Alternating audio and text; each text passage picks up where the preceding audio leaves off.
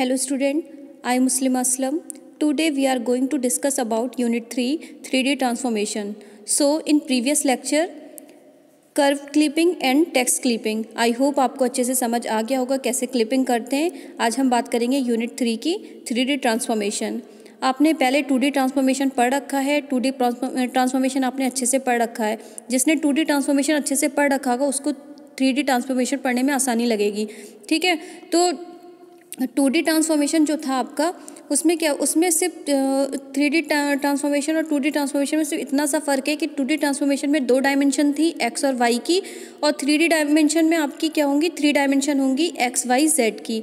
ठीक है, तो 3D ट्रांसफॉर्मेशन में हम देख लेते हैं 3 टाइप से ये भी करेंगे, ट्रांसलेशन, रोटेशन एंड स्केलिंग। तो ट्रांसलेशन, रोटेशन एंड स्केलिंग आप 2D ट्रांसफॉर्मेशन में भी देख चुके हैं, अब हम इसमें देखेंगे 3D ट्रांसफॉर्मेशन में। तो देख लेते हैं पहले ट्रांसलेशन।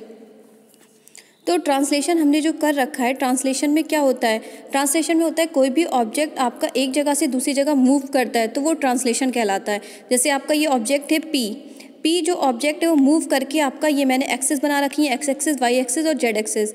तो आपका जो पॉइंट है, आपका जो ऑब्जेक्ट है मूव करके दूसरी तरफ गया है तो वो क्या पी डैश हो जाएगा, और उसके जो कोऑर्डिनेट है वो हो जाएंगे X dash, Y dash and Z dash. तो जो आपका पी है, पी के क्या हो जाएंगे एक्स वाई जेड। तो जब हम जो ये डिस्टेंस है हमारी पी से पी डैश में जाने में जो डिस्टेंस कवर कर रहा है वो क्या कवर कर रहा है, टी। ठीक है, तो हम एक्स जो न्यू कोऑर्डिनेट आया है एक्स डैश, उसके वो देखेंगे क्या हो जाएगा एक्स प्लस टी एक्स, क्योंकि एक्स आपका ओल्ड कोऑर्डिनेट और किसके डिस्टेंस के साथ जा रहा है प्लस टी एक्स के साथ। ठीक है, तो वो हो जाएगा X plus T X. Y dash क्या हो जाएगा वाई प्लस टी वाई, और जेड डैश हो जाएगा जेड प्लस टी जेड। इसकी मैट्रिक मल्टीप्लिकेशन कर लेंगे, मैट्रिक मल्टीप्लिकेशन में इसको रिप्रेजेंट करेंगे तो कैसे करेंगे, एक्स वाई जेड अपने न्यू कोऑर्डिनेट लिए और आपने ओल्ड कोऑर्डिनेट्स के साथ डिस्टेंस को प्लस कर दिया। तो ओल्ड कोऑर्डिनेट आपके थे एक्स वाई जेड, और आपका जो डिस्टेंस थी एक्स के रिस्पेक्ट में हो जाएगी टी एक्स, वाई के रिस्पेक्ट में टी वाई और जेड के रिस्पेक्ट में टी जेड हो जाएगी। तो आप ये देखिए जो आपके एक्स डैश, वाई डैश और जेड डैश हैं, उनका जो आप इनकी जब मैट्रिक मल्टीप्लिकेशन करोगे तो आपका क्या आएगा X plus T X, Y plus T Y, Z plus T Z. तो देखिए जो ये आपका निकल के आया एक्स डैश पे is equal to X plus T X, तो वो मैं आपको स्टार्टिंग में ही बता चुकी थी, मैंने टिक लगा रखे हैं। तो एक्स डैश की वैल्यू आ गई X plus T X, Y dash की वैल्यू आ गई वाई प्लस टी वाई और जेड डैश की वैल्यू आ गई जेड प्लस टी एक्स। तो ये डेरिवेशन किसका हो गया, ये ट्रांसलेशन का डेरिवेशन हो गया, 3D ट्रांसफॉर्मेशन में आपका ट्रांसलेशन का डेरिवेशन हो गया। ठीक है, अब हम देखेंगे रोटेशन। दूसरा पॉइंट है आपका रोटेशन। तो रोटेशन इसमें 3 टाइप्स के होंगे, क्योंकि आपकी 3 डायमेंशन है एक्स वाई जेड। तो आप सबसे पहले रोटेट करोगे जेड एक्सिस पे, फिर जेड के बाद आप एक्स एक्सिस पे आते हो, फिर वाई एक्सिस पे। तो हमने जेड से स्टार्ट किया है, आप यहाँ मैंने आपको दिखाने का मतलब यही था कि जैसे हम जेड से स्टार्ट करें तो जेड से वो एक्स की तरफ देगा, एक्स से वाई, वाई से जेड। ठीक है, ये मैं यहाँ आपको दिखा रही हूँ। तो ये रोटेट कर रहा है, पहले अगर जेड एक्सिस से हम देख रहे हैं तो वो एक्स को देगा, एक्स से वाई, वाई से जेड, ऐसे आपको मिलेंगे रोटेशन। तो आप रोटेशन में देखिए पहला रोटेट कर रहे हो रोटेशन अबाउट जेड एक्सिस। तो आप जेड एक्सिस के अबाउट कर रहे हो तो देखिए क्या होगा, सबसे पहले आप ये 3 एक्सिस बना लोगे एक्स वाई जेड। इसमें क्या हो रहा है कि आप जेड एक्सिस की तरफ करो तो जेड आपका नीचे की तरफ है। ठीक है, तो नीचे की तरफ जेड है, ये आपका पी है। इसको अगर आप एंटी क्लॉकवाइज रोटेट करो, ये आपका पी एंटी क्लॉकवाइज रोटेट होके दूसरी साइड जा रहा है जेड की, तो ये एंटी क्लॉकवाइज थीटा के रिस्पेक्ट में, थीटा के रिस्पेक्ट में जा रहा है। अगर ये क्लॉकवाइज रोटेट होता तब आपका माइनस थीटा आता, तो हमने इसको एंटी क्लॉकवाइज रोटेट किया है। आपका पी जो है जेड के रिस्पेक्ट में देखिए एक्स वाई जेड, अब वो रोटेट होके एंटी क्लॉकवाइज क्या हो गए coordinate X dash, Y dash और जेड डैश। तो उसके लिए जो हम परफॉर्म करेंगे, जो हमारी वैल्यू होगी जेड डैश की, तो जेड डैश की वैल्यू आ जाएगी जेड, क्योंकि जेड के रिस्पेक्ट में कर रहे हैं, जेड एक्सिस पे कर रहे हैं, तो जेड की वैल्यू, जेड डैश की वैल्यू जेड आ जाएगी, और एक्स डैश की वैल्यू हो जाएगी X cos theta minus Y sine theta, क्योंकि वो जेड से एक्स की तरफ जाएगा। तो X cos theta minus Y sine theta, Y dash की वैल्यू हो जाएगी X sine theta plus Y cos theta.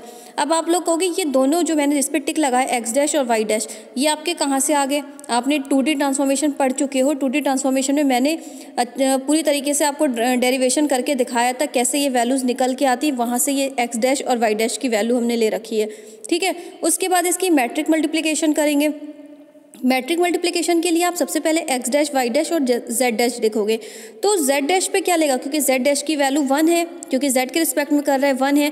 तो मैंने जो आपको ये मैट्रिक्स बना के दिखाई थी एक्स वाई जेड, ऐसी जेड आपका कहाँ है, कॉर्नर में है, तो कॉर्नर की वैल्यू जो होगी वो 1 है। ठीक है, वो आपने क्या ले ली यहाँ पे X dash Y dash Z dash matrix multiplication में आपने 1 दे दिया और आपने जो अदरवाइज सबको 0 दे दिया। लेकिन जो आपके एक्स के हैं, एक्स के साथ क्या लगा है कॉस थीटा, वाई के साथ माइनस साइन थीटा, और वाई वाली टर्म में देखिए एक्स के साथ साइन थीटा है और वाई के साथ कॉस थीटा है।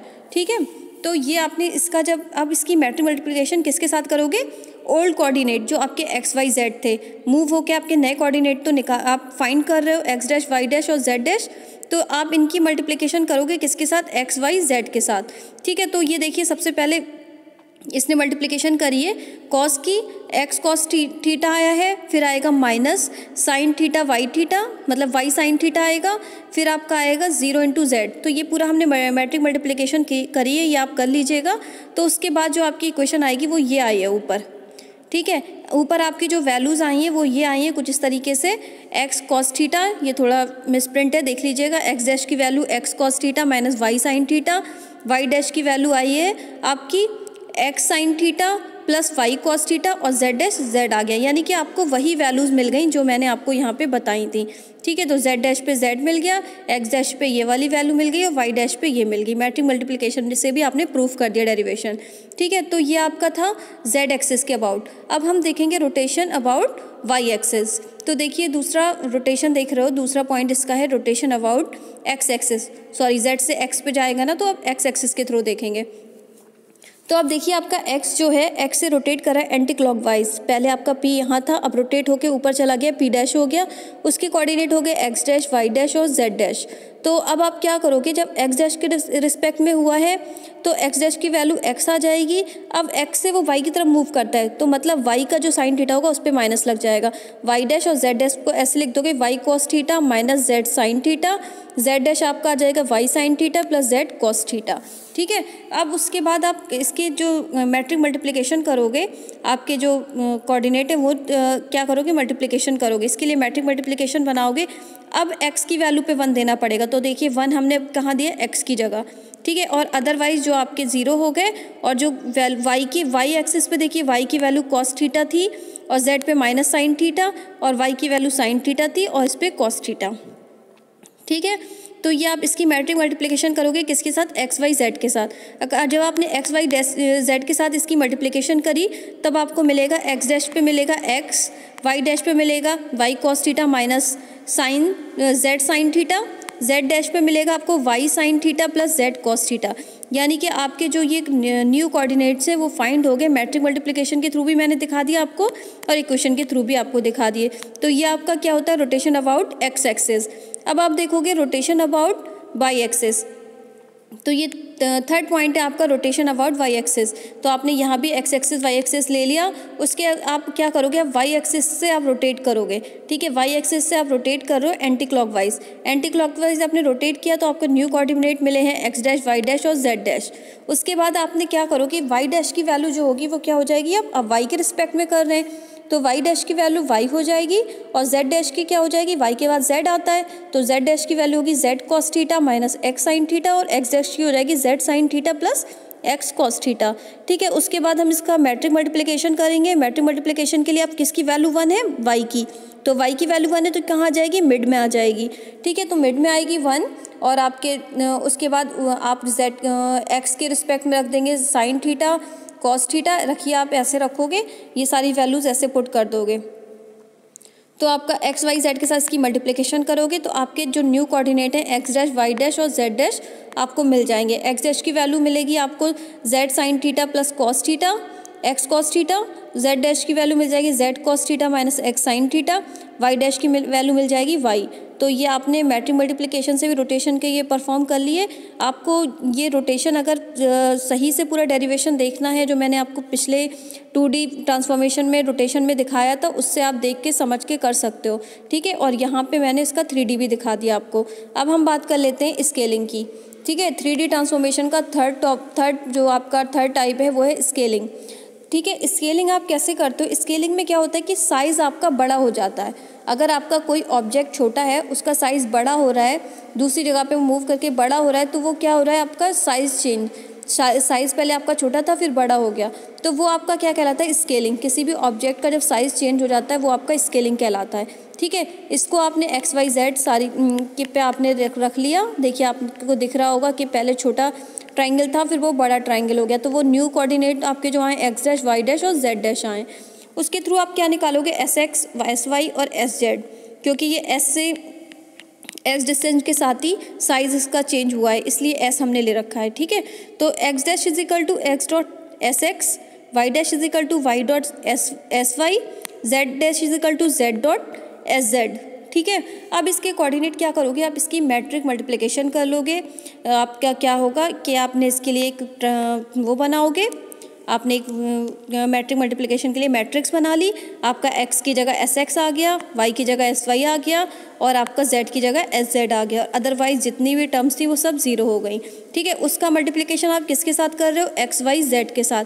जब आपने एक्स वाई जेड के साथ मल्टीप्लिकेशन करा, ये इस तरीके से आप कर लीजिएगा घर पे।